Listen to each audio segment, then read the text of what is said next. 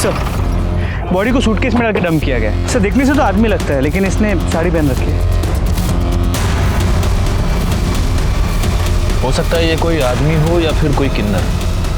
सवाल ये है कि इसे इस तरह से मारकर यहाँ पर डंप किसने किया है, और अगर ये आदमी है तो इसने ऐसा हुलिया क्यों बनाकर रखा है।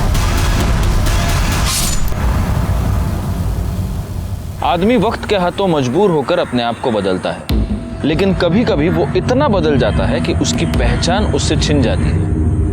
नमस्कार, मैं senior inspector Rajesh Yadav, crime petrol Dastak के आज के इस भाग में आप सबका स्वागत करता हूँ।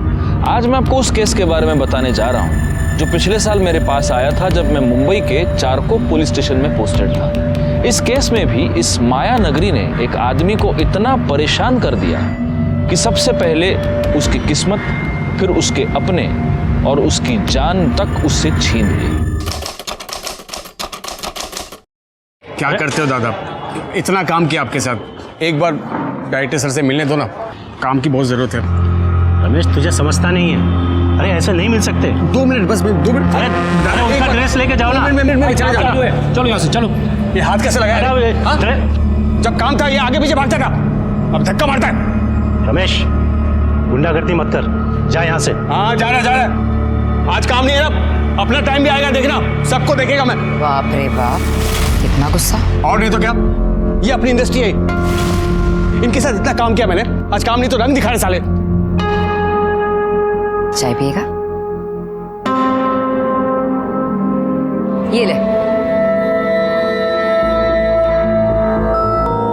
नाम क्या है तेरा?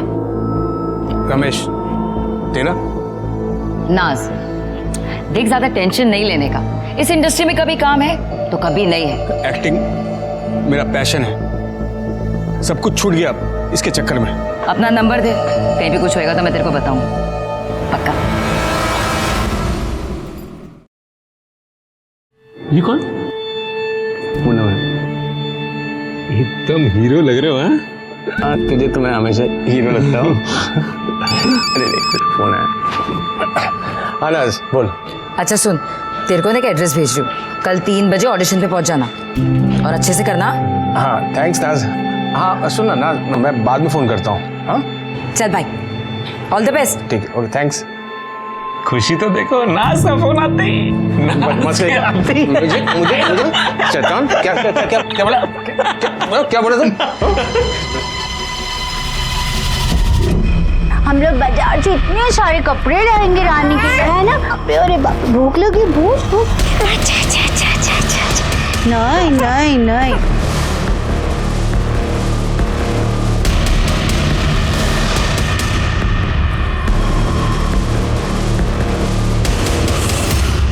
ये एड्रेस है, 2:30 बजे इंटरव्यू के लिए चले जाना। पापा, मैंने आपको पहले भी कहा कि मुझे प्यून की नौकरी नहीं करनी है।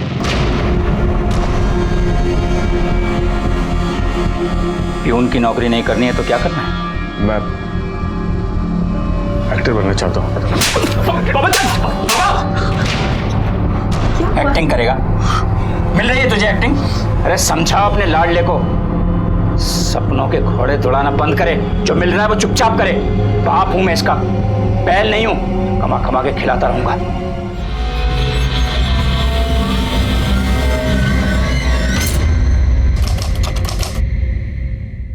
संभल के। पक गया हूं मैं, कुछ भी अच्छा नहीं हो रहा। तू कितना पागल है ना, कितनी टेंशन लेता है तू। वो तूने सुना नहीं, टेंशन लेने का नहीं बॉस देने का, समझा? तू हमेशा मुझे एनकरेज करती है, इसीलिए मुझे तू अच्छी लगती है बहुत। क्या कह रहा है तू? यही कि मैं तुझसे प्यार करता हूँ। ना मत बोलना नाज। अरे नाज मैडम, आपका शॉट रेडी है, सर बुला रहे जल्दी। हाँ आ रही हूँ, आती हूँ।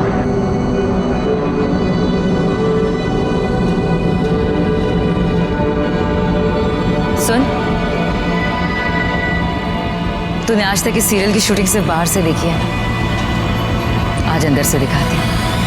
आजा। समझ में आ गया? हाँ रेडी करें? हाँ जी ओके रोल।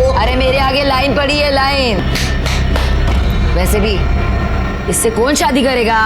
अरे ए, तू कर लेना मुझसे शादी। देख 2 लाख रुपया दे दूंगा और शादी के बाद तुरंत तलाक। बोल है तैयार? तू जाना यहाँ से। ए चांदबी बोलना इसको।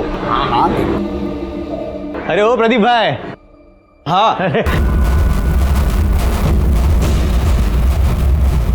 तू साली, तुझे तो आज छोड़ूंगा नहीं। दौड़ा के मारेगा क्या? हाय दैया।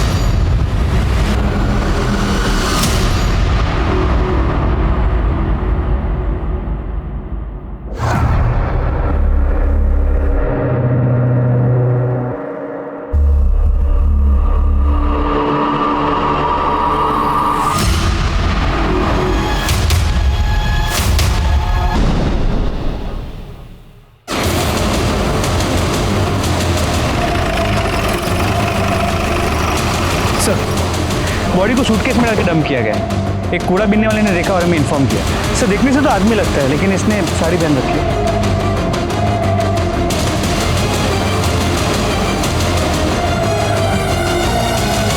इनमें से कोई इसे पहचानता है? नहीं सर।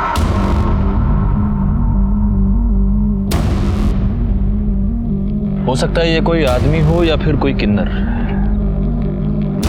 सवाल ये है कि इसे इस तरह से मारकर यहाँ पर डंप किसने किया है, और अगर ये आदमी है तो इसने ऐसा हुलिया क्यों बना के रखा है?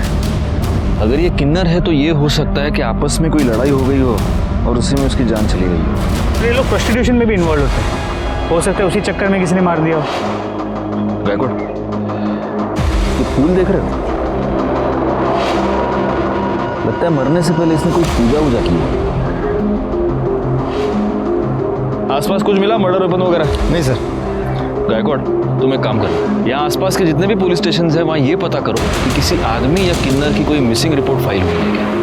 सर इसे इस तरह मारकर सूटकेस में यहाँ पर कोई डंप क्यों करेगा?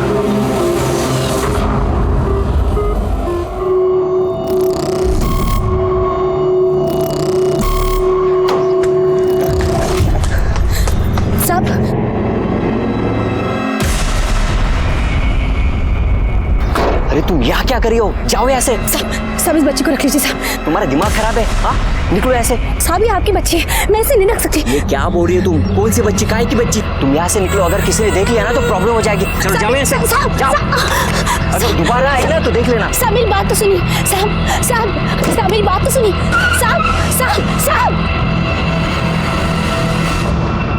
साहब सर जहां हमें बॉडी मिली है उसके आगे एक सीसीटीवी कैमरा है, लेकिन सुबह होने तक वहां से 300 से ज्यादा गाड़ियां क्रॉस कर चुकी थी। मैं जानता हूँ ये काम थोड़ा टीडियस है राणे, लेकिन फिर भी उस सीसीटीवी फुटेज को बार बार चेक करो और उसमें से हर गाड़ी के बारे में पता करो। सर मैंने सूटकेस के बारे में पता करने की कोशिश की पर पता नहीं चला क्योंकि वो पुराना सूटकेस था। कोई मिसिंग कंप्लेंट? नहीं सर, अभी तक तो नहीं। हमने उसकी फोटो सर्कुलेट की है और हम सारे पुलिस स्टेशन में पता कर रहे हैं।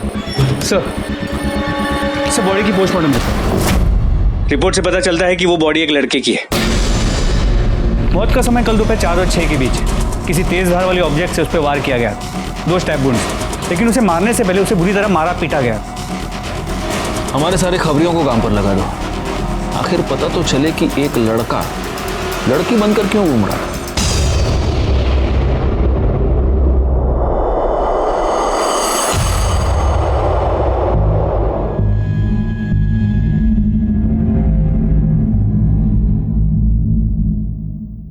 खूब पढ़ाई करो, खूब खुश रहो।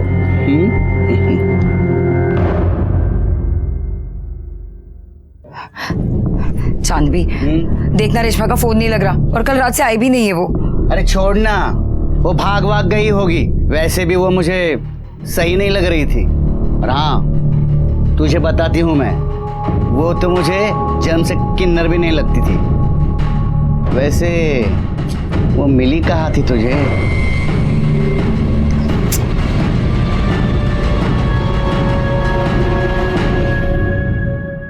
सर, ये आपसे मिलना चाहती हूँ। बैठिए। साहब, वो परसों से मेरी दोस्त रेशमा लापता है और उसी दिन से उसका फोन भी बंद आ रहा है। रेशमा की कोई फोटो है आपके पास? है ना साहब? साहब,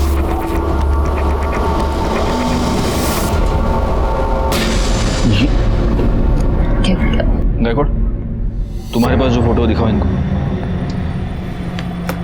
साहब, क्या क्या हुआ? देखिए ये फोटो।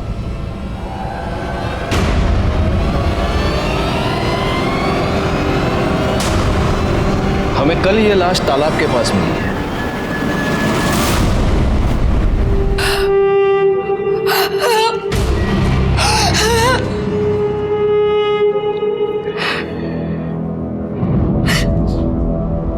क्या तुम ये जानती थी कि रेशमा एक लड़की नहीं लड़का है? जी साहब, उसका नाम रमेश था। वो मुझे शूट पर मिला था।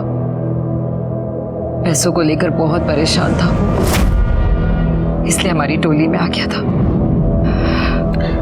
इसका घर कहाँ है? नहीं पता साहब, पर इतना पता है कि उसके घर में उसकी आई, बाबा और एक छोटा भाई है। किसी से कोई दुश्मनी, कोई लड़ाई? नहीं पता साहब। नहीं, हैरानी की बात है गायकवाड़, मजबूरी में एक अच्छा खासा पढ़ा लिखा लड़का किन्नर बन जाता है। ये रमेश के कॉल रिकॉर्ड्स, इस कॉल रिकॉर्ड के हिसाब से आखिरी कॉल किसी प्रदीप की थी सर। मोबाइल लोकेशन भी प्रदीप के घर के आसपास की बता रहे हैं। गायकवाड़, इस प्रदीप को उठा लो। रेशमा को कैसे जानते हो? सर क्या हुआ, आप ऐसे क्यों पूछ रहे हैं? हुआ यह है प्रदीप की रेशमा का मर्डर हो गया और उसके कॉल रिकॉर्ड्स के मुताबिक मर्डर से पहले आखिरी बार उसने तुम्हें कॉल किया था और जब उसका मर्डर हुआ तो उसकी मोबाइल लोकेशन भी तुम्हारे एरिया की थी। अब बताओ। नहीं सर, मैंने कुछ नहीं किया सर। मैंने तो उससे शादी की थी। शादी? हाँ सर। एक मर्द के साथ शादी? क्या? नहीं सर, रेशमा तो एक किन्नर थी, मैंने उससे शादी की थी। पंडित जी ने मुझसे कहा था कि मेरे ग्रह नक्षत्र काटने के लिए एक किन्नर से शादी करनी पड़ेगी, इसलिए मैंने उससे शादी की थी। और शादी के बाद वो चली गई सर। तो शादी के बाद ऐसा क्या हो गया कि उसका मर्डर कर दिया? पैसे को लेकर प्रॉब्लम हो गई? क्या हुआ? नहीं सर, बिल्कुल नहीं सर। उसने मुझे कहा था कि शादी करने के बाद तुम्हें मुझे 2 लाख रुपया देना पड़ेंगे। मैंने उसको 2 लाख रुपये दिए भी थे। सर मेरा अगर झूठ लग रहा है तो आप पंडित जी से पूछ लीजिए, सर वो थे वहां पे। तो पंडित जी, आपने इस प्रदीप की शादी रेशमा से करवाई? जी सर।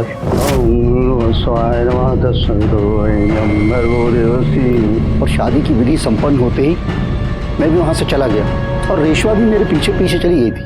हाँ सर, वो रेशमा मेरे घर से निकल गई थी सर। फिर मुझे पता नहीं वो कहाँ चली गई। उसके मोबाइल लोकेशन के मुताबिक काफी देर तक वो तुम्हारे एरिया में ही थी। पता नहीं सर। सच बोल, कहीं ऐसा तो नहीं कि तेरा उसके साथ किसी बात से झगड़ा हो गया और तूने उसका मर्डर कर दिया? नहीं सर, सर मैं क्यों झगड़ा करूं उसके साथ? सर वो लोग तो ऐसे ही छोटी छोटी बात पे आपस में लड़ते झगड़ते रहते थे।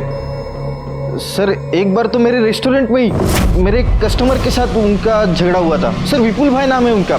सर सच कह रहा हूँ सर, वो विपुल भाई ने भी एक बार मारा था रेशमा को। तेरे रेस्टोरेंट में सीसीटीवी कैमरा है? जी हाँ सर। राणे, चला घेऊन जा और उस दिन का सारा सीसीटीवी फुटेज निकालो।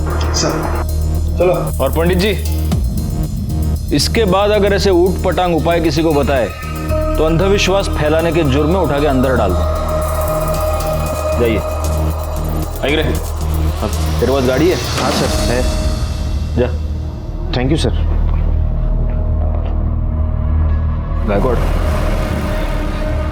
इस प्रदीप के कॉल रिकॉर्ड्स और मोबाइल लोकेशन निकलवाओ। और एक और बात, इसके पास जो भी गाड़ी है, हमें वो जो गाड़ियों का सीसीटीवी फुटेज मिला है उसके साथ मैच करके देखो। सर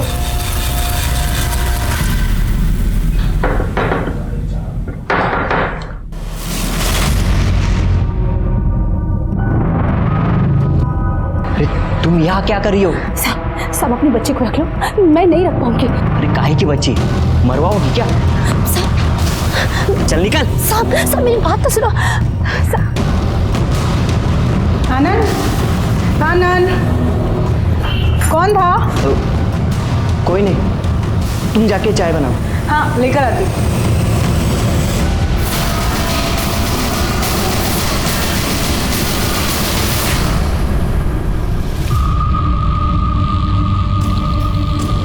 ये चांद, रेशमा और नाज, इनका आपस में रिश्ता कैसा? अरे क्या साहब, इनका तो हमेशा ही कुछ ना कुछ लगा रहता है।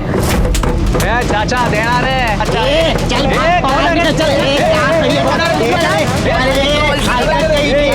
हलकट किसको बोल रहे हैं? तू अपना काम करना। मर्द होकर या तालियां बजाता है। तेरे बारे में क्या चाहता है? और ये जो चांद भी है ना, ये नकली किन्नरों से बहुत चिढ़ती थी। और रेशमा और नाज ये भी आपस में लड़ते थे। अरे काहे का झगड़ा साहब, इनके तो बीच चुम्मा चाटी लग रही थी, मैं खुद कई बार देखी। चांद भी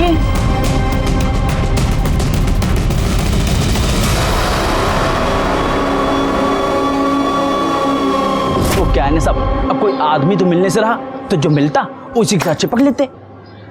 शुक्रिया। तो तुझे नकली किन्नरों से बड़ी प्रॉब्लम है हा?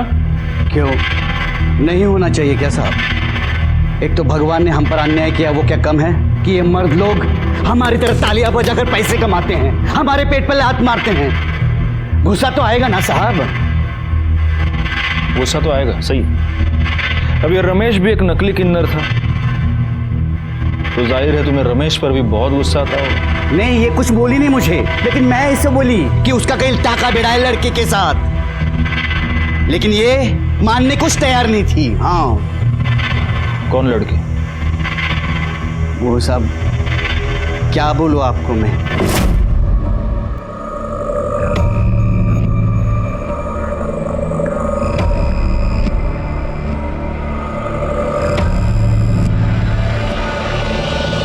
साहब जब मैं वहां गई ना, उससे पहले वो चली गई थी।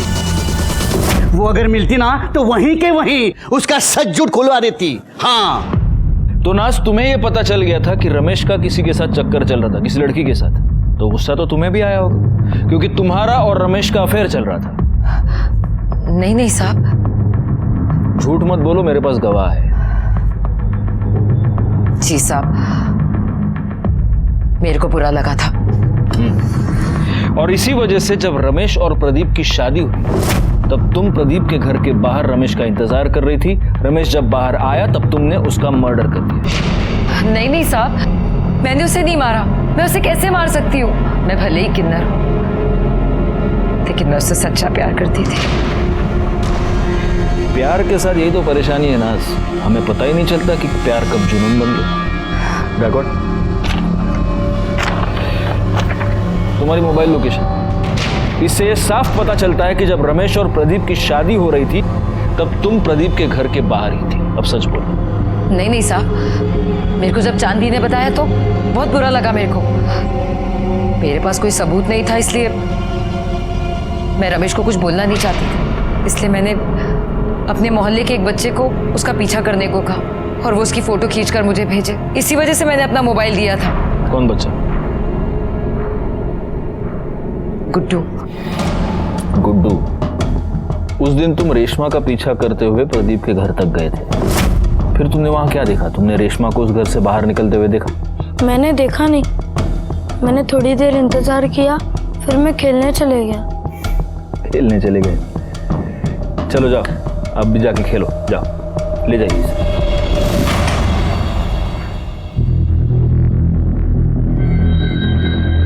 या तो नाज ने इस बच्चे को सचमुच अपना मोबाइल दिया था, या फिर वो इस बच्चे से झूठ बोलवा रही है। सर, प्रदीप की कार का नंबर उस दिन वहां जितनी भी कार्स थी उनसे मैच नहीं कर रहा, और फिर उसका मोबाइल लोकेशन उस एरिया का नहीं है। मैंने उस रेस्टोरेंट की सीसीटीवी फुटेज मंगवाई थी, वो आ गई? जी सर। हाँ, तो विपुल तो रमेश को कैसे जानता है? साहब मैं कोई रमेश को नहीं जानता। अरे सॉरी, भूल गया, रमेश नहीं, रेशमा, वो किन्नर, उसके साथ क्या लफड़ा था तेरा? साहब मैं पढ़ा लिखा इंसान हूँ साहब, मेरा भला किन्नरों से क्या लेना देना। अच्छा, देखो विपुल, ये क्या है? इस रेस्टोरेंट में उसको मारने के लिए तो उसके पीछे दौड़ रहा है। ये क्या? सब रेशमा मेरे घर के आगे पीछे चक्कर लगा रही थी। अच्छा। तो मुझे ऐसा लगा कि वो मेरा बच्चा चुराना चाहती है, तभी गुस्से में आकर मारा था साहब। अब गुस्से में आकर करड़े तुझे बहुत मारने वाले, क्योंकि तू झूठ बोल रहा है।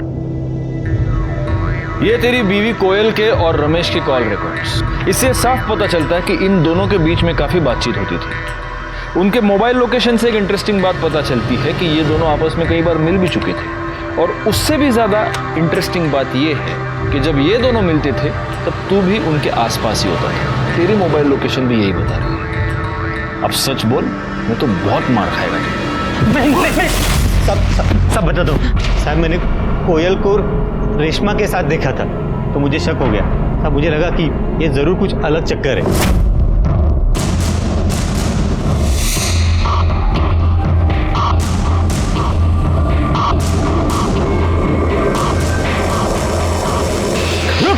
रुक।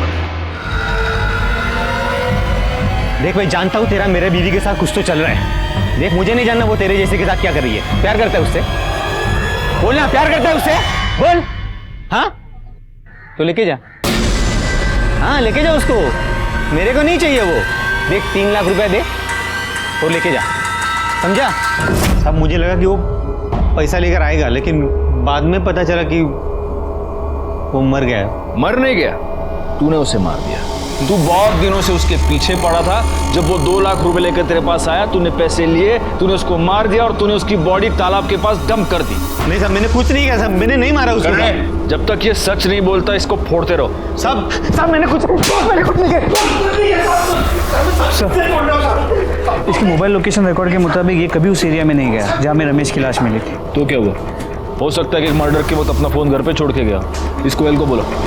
ले रानी यहाँ सोएगी और मैं खाना बनाऊंगी, है ना? अरे बाप रे बाप।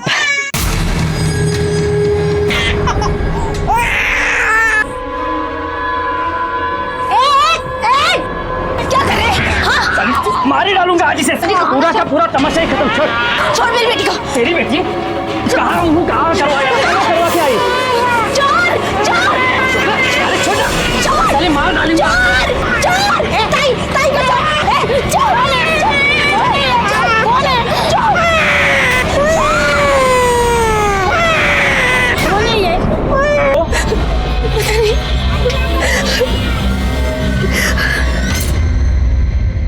तुम रेशमा को कैसे जानती हो? सर, रेशमा नहीं, रमेश। शादी से पहले से ही मैं उसे प्यार करते थे। कोयल सुन एक बार मेरी बात सुन। देख, मेरी बात तो सुन, मैं तुझे समझा रहा हूँ। क्या सुनूं? बाबा मेरी शादी करवा रहे हैं। प्लीज कोयल, मुझे थोड़ा टाइम दे दे। देख, मेरा एक रोल फाइनल होने वाला है। ये मैं कब से सुन रही हूँ। मैं बाबा को अब और नहीं रोक सकती।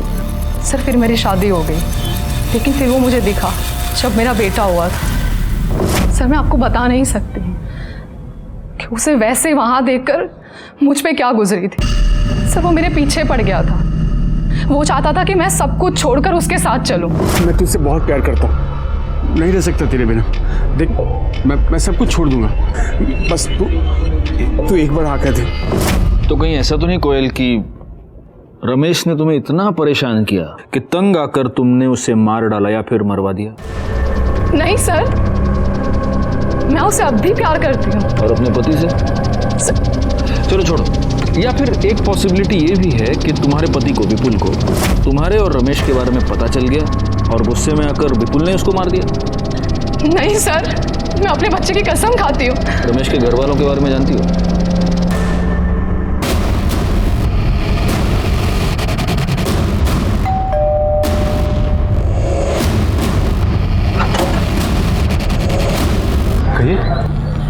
हम रमेश के बारे में आपसे बात करना चाहते हैं। बाबा, ये रमेश भैया के बारे में कुछ बात करना चाहते हैं। हम किसी रमेश को नहीं जानते। देखिए, आपके बेटे रमेश का मर्डर हो चुका है।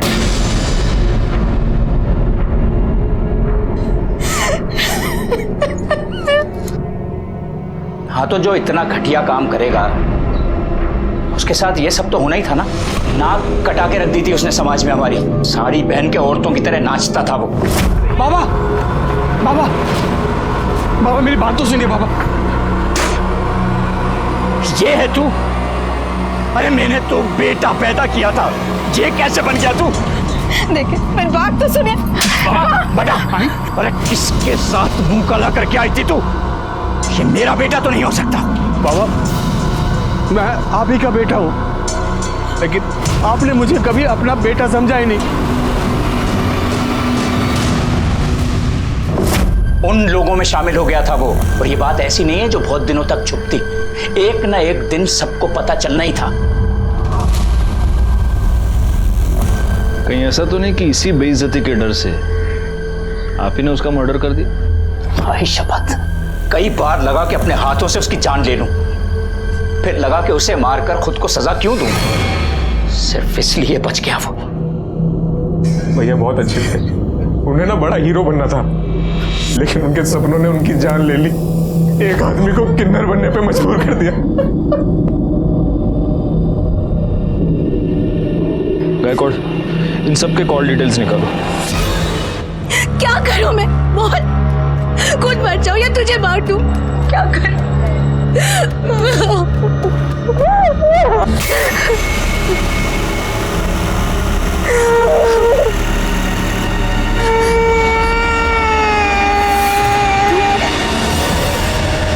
आशा, ए आशा, अरे बाहर पोलियो का टीका देने आए, रानी को लेके आना।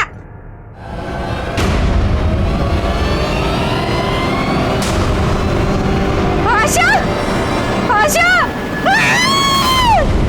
सर रमेश के परिवार वालों के कॉल लोकेशन डिटेल्स आ गए। जहाँ रमेश की बॉडी मिली थी, इनमें से कोई भी वहां भी कभी भी नहीं गया है।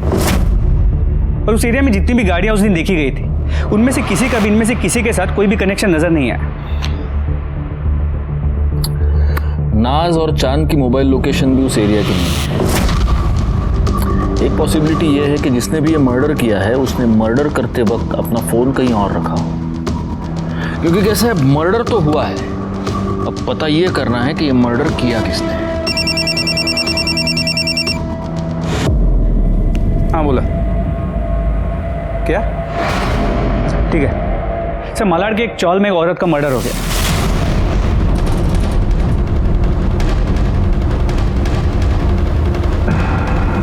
हटिए, चला चला आगे, चला आगे, चला चल भैया, आगे चले।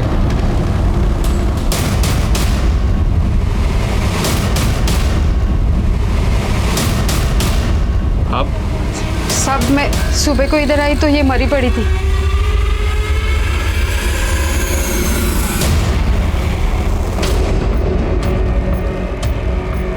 गला काट कर मारा गया है और गले का सारा खून सूख गया है, तो हो सकता है कि ये मर्डर कल रात को हुआ। रात को आपने किसी को यहाँ पे आते जाते देखा था? नहीं साहब। क्या नाम क्या है इसका?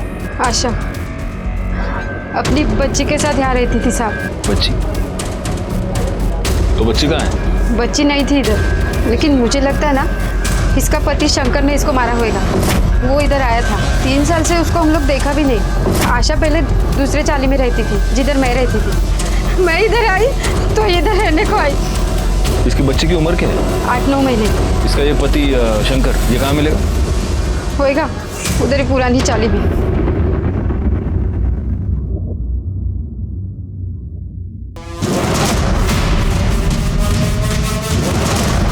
शंकर। हाँ बोलो। तू ही है? हाँ खड़े मसला। अरे साहब क्या करे साहब? साहब कुछ नहीं किया मैंने। साहब कुछ नहीं किया। अरे साहब करड़े थांबा थांबा। इसका रिकॉर्ड 3 साल से दिल्ली जेल में बंद था चोरी के लिए, अभी अभी रिहा हुआ है। साहब जेल का खाना बहुत पसंद है तेरे को, इसलिए वापस वहाँ की बुकिंग करवा रहा है तू? हाँ साहब मैंने उसको नहीं मारा साहब, आपको तो पता है ना मैं 3 साल साहब जेल में था। फिर ये बच्चा कहाँ से आ गया साहब? गुस्सा तो आएगा ही ना साहब, ऊपर से वो छोड़ के भी चली गई साहब। फिर मैं मंदिर गया, एक दिन देखा तो वो वहाँ पे वो झाड़ू पोछा कर रही थी। किसका बाप लेके घूम रही है? तू बता, तू कहाँ था 3 साल तक? मेरा छोड़, मैं जहन्नुम में था। तू ये बता, ये पहले बच्चा कहाँ से आया? तू मुझे छोड़कर चला गया, मेरे पास खाने के लिए पैसे नहीं थे, पैसे के लिए मैंने बच्चा पैदा किया। इसके माँ बाप कोई और है, मैंने सिर्फ पैदा किया इसे। साली झूठ बोलती है, इसके बाप के साथ सोई रहेगी तभी तो ये पैदा हुई ना। वो डॉक्टर किरण करके दी मेरे को ये बच्चा। मैं गधा दिखता हूँ तेरे को, जो कुछ भी बोलेगी मैं सुन लेगा। अब तो ना तू बचेगी ना तेरी ये बेटी। दे इधर। छोड़ छोड़। रुक साले, भागती कहाँ है, रुक। फिर पता नहीं साहब वो कहाँ भाग गई। मैंने उसका बहुत पीछा किया, मैं उसके वो नए चाली में भी गया, लेकिन वहाँ पे साहब उसने बोला कि मैं चोर है। और इसलिए रात को उसके घर में घुसकर तूने उसका मर्डर कर दिया और बच्ची को भगा कर ले गया। बता बच्ची किधर है, बोल। सब सच सच सच में मुझे मालूम नहीं है साहब। मालूम नहीं? डॉक्टर किरण को बोलो आणि करडे खरं बोलत नाही तोपर्यंत फोडून टाकायला। साहब साहब साहब साहब मैं साहब साहब कुछ नहीं किया। डॉक्टर ये बच्चे का क्या चक्कर है? सर, आशा ने आनंद और उसकी पत्नी पूनम के लिए सरोगेसी करवाई थी। आशा को हुई लड़की और आनंद को चाहिए था लड़का, तो आनंद ने उस लड़की को अपनाने के लिए इनकार कर दिया। हमने भी उसके ऊपर काफ़ी प्रेशर बनाया, क्योंकि लड़का हो या लड़की, सरोगेसी करवाई थी तो अपनाना तो था ही। लेकिन कुछ दिन बाद आशा ने कहा कि अगर वो लड़की को अपनाने के लिए तैयार नहीं है तो वो खुद उस बच्ची को पालेगी, क्योंकि उसका पति उसे छोड़कर कहीं चला गया है। और उस बच्ची में आशा ने अपना सहारा ढूंढ लिया। वैसे हमें ये शक है कि उसके पति शंकर ने ही उसकी जान ली है, लेकिन आपको कुछ और सस्पिशियस नजर आया इस केस में? अब कुछ दिनों से वो आनंद के पीछे पड़ी थी कि वो अपनी बच्ची को अपना ले। मेरे पास भी आई थी कि मैं आनंद के ऊपर प्रेशर बनाऊं। काफ़ी डरी हुई लग रही थी और बार बार एक ही बात कह रही थी कि मुझ पर जान का खतरा है। ये आनंद कहाँ रहता है?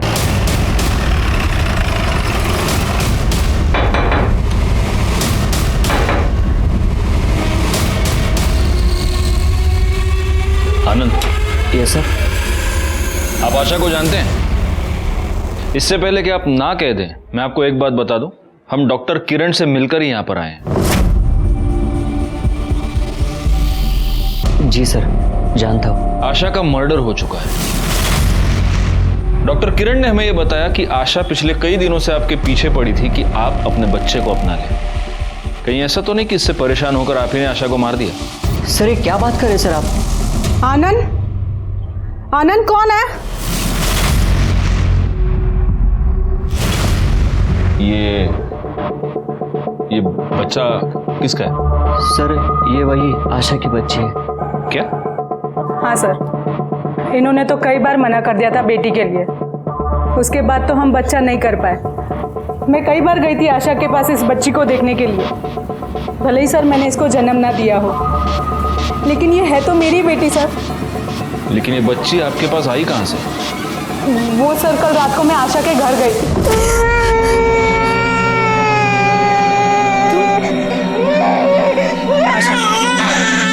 ये बच्चा मुझे दे दो। देखो वैसे भी ये तुमने मेरे लिए पैदा किया था, प्लीज आशा मुझे दे दो ये बच्चा। अगर मेरी मजबूरी ना होती तो इससे मैं अपने से कभी अलग नहीं करती।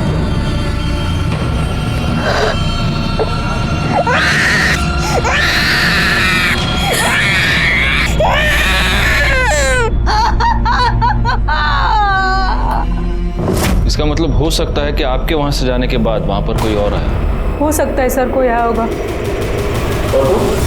तुम तो ये बेटी चाहते नहीं थे, फिर अचानक से मन कैसे बदल लिया तुमने? क्या करता सर, ये जिद पे अड़ी थी। कहीं ऐसा तो नहीं कि बीवी की जिद के आगे झुककर तुमने बच्ची को तो अपना लिया, लेकिन फिर गुस्से में आकर तुमने आशा का मर्डर कर दिया? सर नहीं सर, मैंने उसका मर्डर नहीं किया सर। बैकआउट, इसको ले चलो साथ में और इसके सारे डिटेल्स भी निकालो। सर नहीं नहीं सर, नहीं सर, सुनिए सर, कहाँ लेके जा रहे हैं सर? सर, आशा की पोस्टमार्टम रिपोर्ट, उसे चाकू से मारा गया और इसके कॉल रिकॉर्ड्स। सर इसके अलावा पूनम के कॉल डिटेल से पता चला है कि आशा की मर्डर वाली रात उसके मोबाइल की लोकेशन आशा के घर के पास की थी, लेकिन उसके पति आनंद की मोबाइल की लोकेशन वहाँ की नहीं थी। हो सकता है इस आनंद ने बड़े प्लानिंग के साथ आशा का मर्डर किया और इसलिए वो मर्डर करते समय अपना मोबाइल अपने घर पे ही छोड़ के गया था।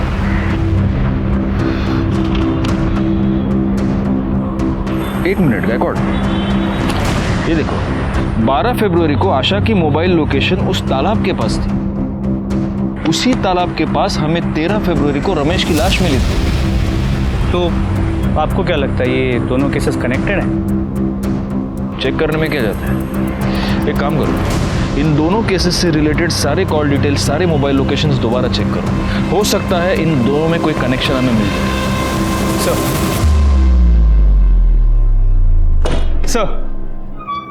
सर कनेक्शन मिल गया। इसमें आशा के घर के बाहर का सीसीटीवी फुटेज। हाँ सर ये सर आशा के मर्डर वाले दिन आशा के चौल के पास एक गाड़ी देखी गई है, और ये सेम कार रमेश के मर्डर वाले दिन उस एरिया में भी देखी गई थी। आरटीओ से पता करो ये गाड़ी किसके नाम पर रजिस्टर्ड है। ऑलरेडी पता कर लिया, मनोहर काले। तुम रमेश और आशा को कैसे जानते? सर मैं तो इन दोनों को नहीं जानता। अगर तुम इन दोनों को नहीं जानते तो उस दिन 12 फरवरी को तुम्हारी गाड़ी उस एरिया में क्या कर रही थी जहां से हमें रमेश की डेड बॉडी मिली? उस दिन तो उसने मुझसे कार मांगी थी ना, उसकी गाड़ी खराब थी। किसने? सर मैं पहले भी बता चुका हूँ कि रेशमा शादी के बाद वहां से निकल गई थी। फिर वो कहाँ गई मुझे नहीं पता सर। तुझे नहीं पता? चल अभी हम तेरे को 2 पिक्चर दिखाएंगे। क्या कौन? देखो देखो, ये वहां का सीसीटीवी फुटेज है जहां पर हमें रमेश की लाश मिली थी। ये रास्ता सीधा उस तालाब के पास जाता है और ये उस रास्ते पर है गाड़ी। ये तेरी गाड़ी नहीं है, ये मनोहर काळे की गाड़ी है जो तूने उससे मांगी थी। अब दूसरी पिक्चर दिखाओ।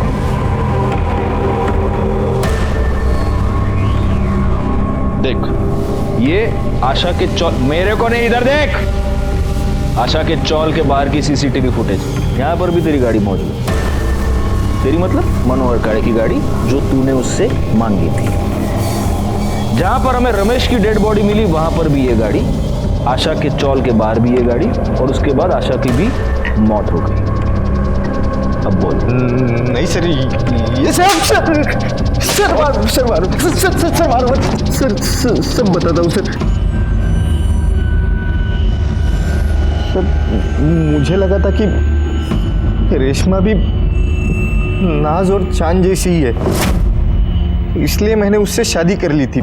उसके बाद पंडित जी वहां से चले गए, फिर रेशमा भी जाने लगी, तब मैंने उसे रोक लिया। 1 मिनट रेशमा। हाँ, तू कहाँ जा रही है? शादी हो गई? अरे शादी हुई है, अभी तो सुहागरात भी बाकी है। सुहागरात? हाँ, सुहागरात की कहाँ बात हुई थी? ये देख, मेरा मंगल बहुत भारी है और पंडित जी ने मुझे साफ साफ कहा है कि जब तक मैं सुहागरात न मना लूं तब तक मेरे ग्रह नहीं कटेंगे। और मैं आज तेरे साथ सुहागरात मनाऊंगा ना, तब जाके मेरी कल ज्योति से शादी हो सकती है। ज्योति से तेरी शादी हो जाओ, लेकिन मैं ये सब नहीं कर सकती। अरे पागल है क्या? 2 लाख रुपए तेरे मुंह देखने के दिए क्या मैंने? छोड़। हाँ छोड़। क्या कर रहे हो? ये देख, मेरी रस्म पूरी होनी चाहिए। साला तो आदमी है।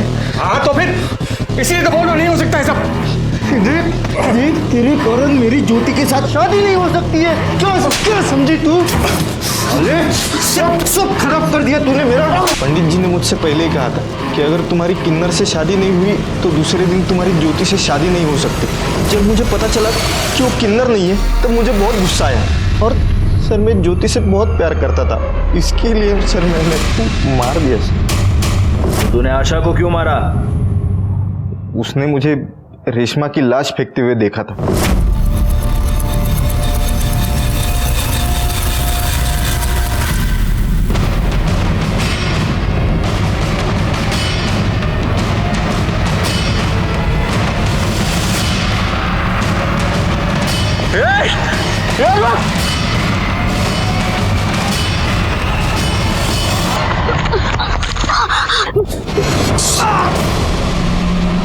और उस दिन वो मेरे हाथ से बच गई।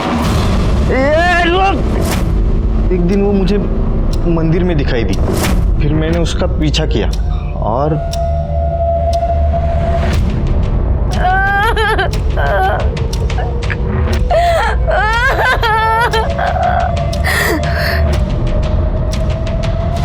अपने अंधविश्वास की वजह से तूने 2 लोगों की जान ले ली। अब जिंदगी भर जेल में सड़ेगा तू। रिकॉर्ड 4 चिट फाइल करो और उठा के डाल दो इसको अंदर। प्रदीप को रमेश और आशा के मर्डर के जुर्म में सजा मिल गई, केस सॉल्व हो गया। लेकिन इस केस में सोचने वाली बात यह है कि अपने हालात से हार मानकर जब रमेश ने किन्नर बनने का फैसला किया, तब क्या उसे अपने इस डरावने अंत की दस्तक नहीं मिली थी? अपना लोग, अपनी दुनिया, अपने परिवार से मुंह मोड़कर वो एक ऐसी दुनिया का हिस्सा बन गया जिस दुनिया के बारे में वो कुछ भी नहीं जानता था। वो नाज से प्यार करने लगा था, इसमें कोई भी बुरी बात नहीं थी, लेकिन अपनी हकीकत से मुंह मोड़कर इतना बड़ा कदम उठाने से पहले उसे ये सोच लेना चाहिए था कि कुछ रास्तों पर चलकर वापस आना बहुत ही मुश्किल होता है। खैर, मैं सीनियर इंस्पेक्टर राजेश यादव आपसे विदा लेता हूँ। दोबारा मिलूंगा, तब तक सतर्क रहिए और देखते रहिए क्राइम पेट्रोल दस्तक, क्योंकि मकसद बताना नहीं